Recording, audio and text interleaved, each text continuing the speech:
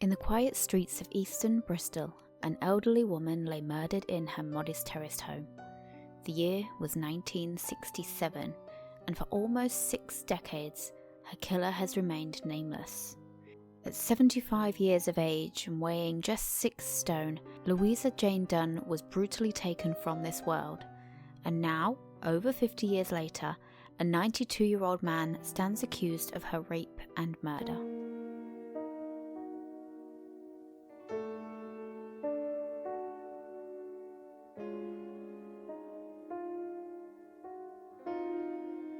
Hi everyone, welcome. Thank you so much for joining me. If you are new here, my name is Gemma, and here we discuss all things true crime and the paranormal. Today we are looking into the case of Louisa Dunne. It's unusual to have a case where the victim was born in the 19th century, they were murdered in the 20th century, and now here we are a good quarter of a way through the 21st century, and someone is finally going to trial. And when you say it like that, it sounds completely unbelievable. Now, I will say before we get into this case, the man that stands accused of Louisa's murder has not been convicted. He has his trial coming up this year. We need to be very careful with what we're saying. We don't want to prejudice any trial. So we are going to be focusing very much on Louisa and the events that happened around her death. Now, we don't have much information about Louisa's younger life. Most of the information that I'm going to be sharing with you guys comes from newspaper articles from the time, and there really isn't an awful lot about her life before her murder. Some of the newspaper articles use the name Louisa, which is what I'm going to be using during this episode, but some of them use the name Louise. So if you go and you want to find more information about this case, then search for both of those names because you will find information on both of those. Louisa Dunne lived at 58 Britannia Road in the Easton area of Bristol. She was a widow, twice in fact. Her first husband, Teddy Parker, was a city alderman with a promising political career. He was expected to become mayor, which would have made Louisa the Lady Mayoress, but he sadly died in 1945, and Louisa never got the chance to take that next step into public life. And as you'll see, the glamorous life that she would have led had Teddy have been alive, it was very, very different to the life that she ended up leading. A few years later, she married John Dunne, who was a night watchman, and again he tragically died, and this was about 7 years before Louisa's murder. After John's death, Louisa became pretty reclusive. She was known to dress head to toe in black and kept mostly to herself.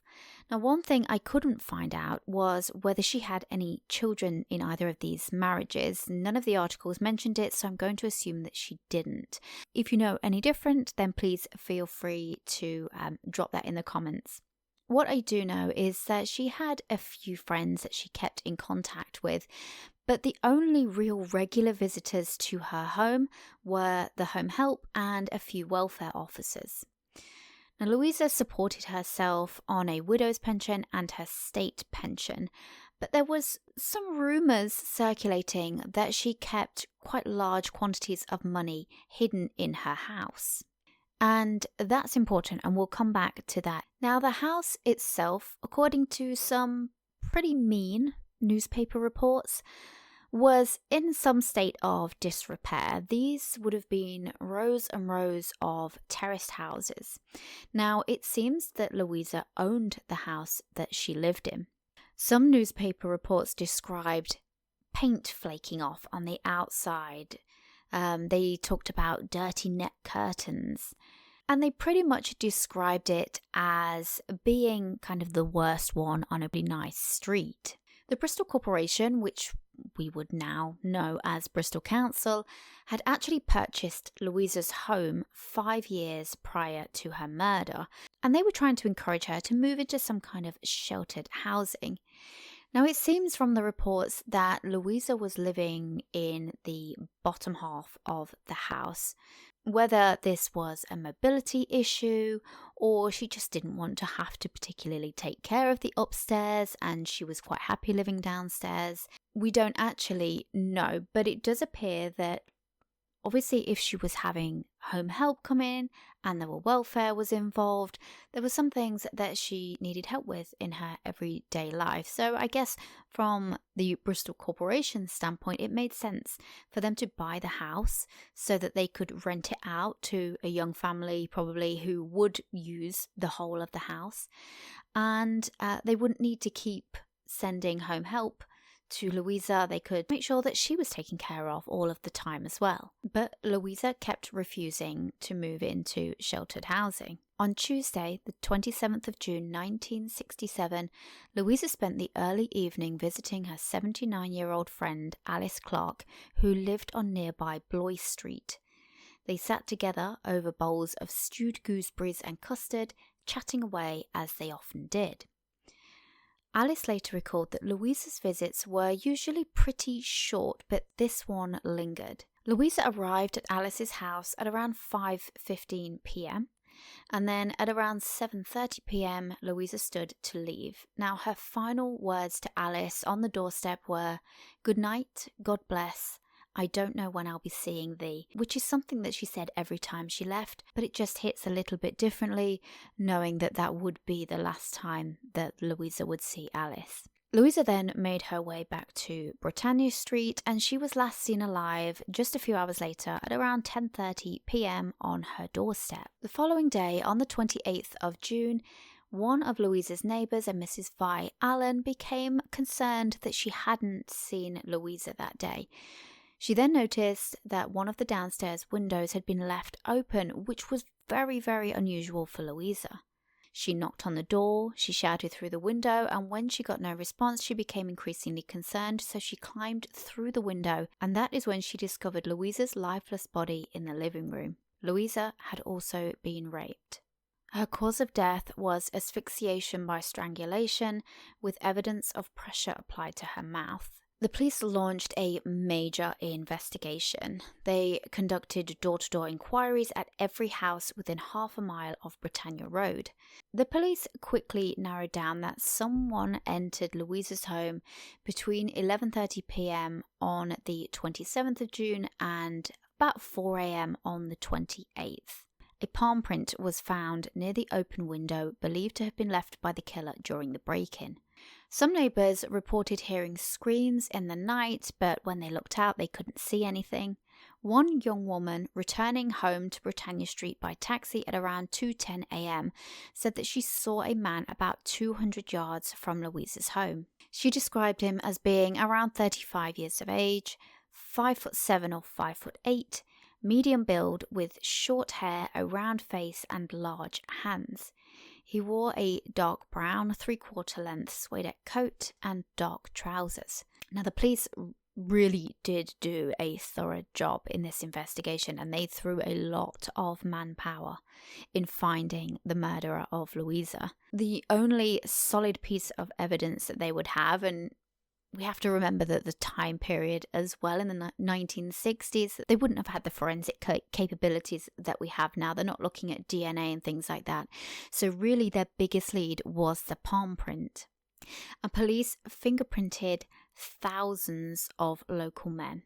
The operation saw them take the prints of over 5,000 men who were between the ages of 15 and 60, and they had a team of 20 specially trained officers, which reminds me very much of the Colin Pitchfork case, where they took DNA in that case of more or less every man who lived within a certain radius of the murders, and that was how they ended up catching him. But in this case, despite these specially trained officers spending up to 15 hours a day manually checking these prints, the police were no closer to finding the killer. The police rounded up 21 local homeless men, all of which were let go.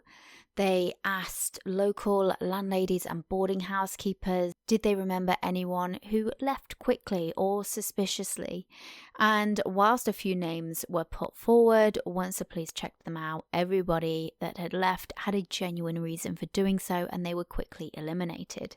When police took the prints of all of these men, they made a promise to them that once the investigation was concluded, that all of the prints would be destroyed. And in October of 1968, the police announced that they were going to be burning all of the prints that they had discounted. And they invited every single one of the men to come to the police station to see all of the prints being placed into the incinerator in the boiler room at the police headquarters. This took place on Sunday, the 1st of December 1968. Other than journalists and police officers, not a single person turned up to watch that being done, which struck me as quite unusual, even just out of sheer curiosity, that somebody would have turned up to see it being done. And if you listen to a lot of true crime, you know that sometimes killers can't help but insert themselves back into the investigation, or they're always around watching kind of what's happening, but not in this case. Now, over the years, Louisa's story faded from headlines and became a cold case.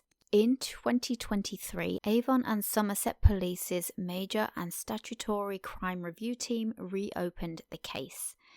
They re-examined forensic evidence, though they haven't said exactly what led to their breakthrough.